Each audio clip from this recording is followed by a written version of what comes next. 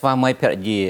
រួមអាជីពជាមួយគ្នាលោកគ្រូបានលើកឡើងថា challenge មានកាត់ឡើងខ្ញុំចាប់អារម្មណ៍អំពីកលឹះនៅក្នុងការដោះស្រាយនៅ challenge ហ្នឹង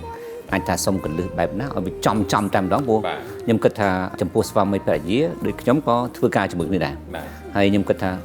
គូស្វាមីភរិយាដទៃផ្សេងទៀតក៏អាចរួមអាជីវកម្មជាមួយគ្នាអញ្ចឹងគាត់ប្រកាសជាមានបទពិសោធន៍ដូចគ្នាអញ្ចឹងក្នុងនាមជាលោកគ្រូវិញតើកលឹះបែបណា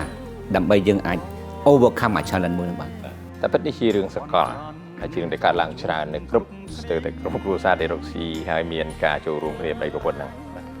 មិនថារកស៊ីគ្រួសារមិនថារកស៊ីមិនគ្រួសារតាមពិតវាមានគេហៅថាអភិបាលកិច្ចល្អ corporate governance របៀប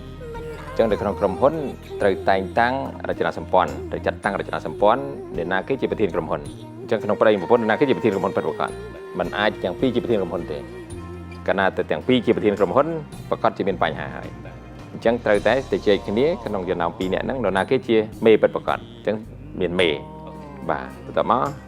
មិនមានអនុប្រធានឬក៏ប្រធានផ្នែកផ្សេងអញ្ចឹងយើងឲ្យសិទ្ធថាសិទ្ធស្អីគេនៅក្នុងផ្នែកមួយហើយប្រធានក្រុមហ៊ុនមានសិទ្ធអីខ្លះបាទអញ្ចឹងក្នុងនាមជាបុគ្គលិកគឺក្រុមការងារមានសិទ្ធក្នុងការបញ្ចេញមតិយោបល់ហើយជាមេត្រូវតែស្ដាប់ត្រូវតែប្រមូលទិន្នន័យប្រមូលព័ត៌មានប៉ុន្តែពីសិទ្ធសម្រាប់ចុងក្រោយនរណាគេហើយឲ្យចេះគោរពអាហ្នឹងបើអត់ចេះគោរពហ្នឹងទេអត់អាចធ្វើកិច្ចការធំបានទេចា៎ហ្នឹងហើយជាចំណុចសំខាន់នៅក្នុងការទទួល